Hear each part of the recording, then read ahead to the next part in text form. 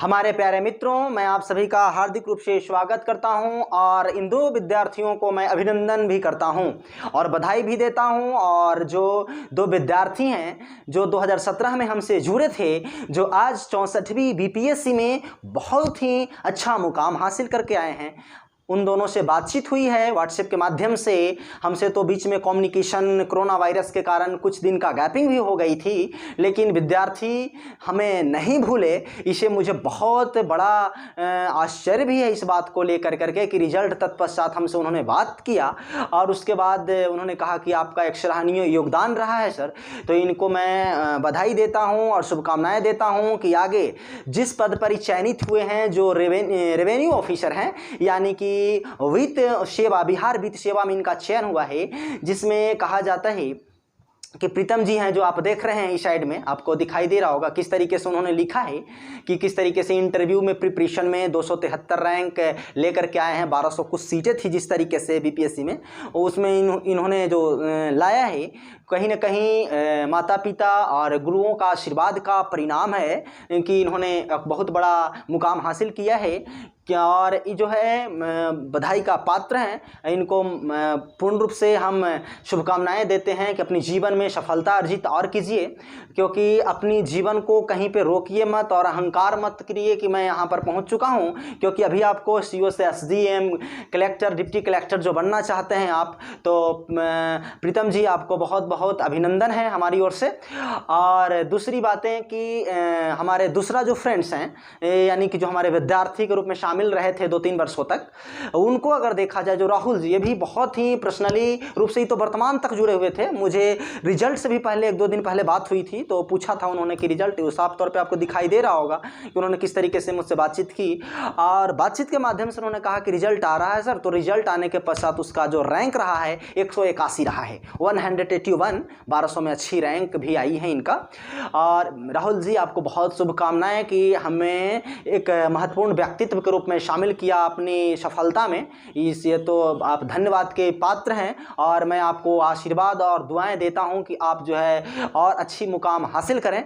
और मैं इन दोनों से कह लीजिए तो कि एक तरीके से हमने बोला कि आप मगध क्लासेस के यूट्यूब चैनल पर आकर के आप बच्चों को ये भी बताएं कि किस तरीके से तैयारी किया जाता है और किस तरीके से सफल असफल अभ्यर्थी के बीच में क्या अंतर होता है, क्या असफल व्यक्ति से क्या सफलता का राज जाना जा सकता है, कि सिर्फ सफल व्यक्ति से ही सफलता का राज जाना जा सकता है। इस पर हम बेहतरीन तरीके से इन पर डिस्कशन करेंगे और इस डिस्कशन पर, इस मुद्दे पर हम लोग विचार करेंगे कि किस तरीके से इसका सिलेबस है, किस तरीके से जो है बीपीएससी में व्यक्ति का सफलता अर्जित होती है। इस पर हम पूरी तरीका से सावधानी पूर्वक जो है इस पर वार्तालाप करेंगे, एक एक प्रश्न को पूछेंगे। आप भी नहीं हो तो उस पर जुड़ें और इसका जो है इन माध्यम से, लाइव क्लासेस के माध्यम से इसको प्रयास करेंगे कि हम लोग जुड़ कर करके वार्तालाप करेंगे। साथ में हमारे मगध क्लासेस के डायरेक्टर विशाल राज सर भी उपलब्ध होंगे इस मंच पर, और इसके सहायता से आपको जो है एक प्लेटफॉर्म देने का हम कार्य करेंगे कि आप किस तरीके से आगे निकलेंगे। हालांकि ये दोनों हिंदी मीडियम का विद्यार्थी हैं, हालांकि 2 विद्यार्थी और थे जो जुड़े थे, लेकिन वो इंग्लिश मीडियम से थे, तो उनके साथ मेरा ज़्यादा कोई कंट्रीब्यूशन नहीं रहा, इस कारण मैं शेयर आपके सामने नहीं कर रहा हूँ। उनका भी रैंक अच्छा था, 811 और 864 रैंक के साथ उन लोग भी सफल हुए हैं। हालांकि मैं उन सभी को भी शुभकामनाएं देता हूं।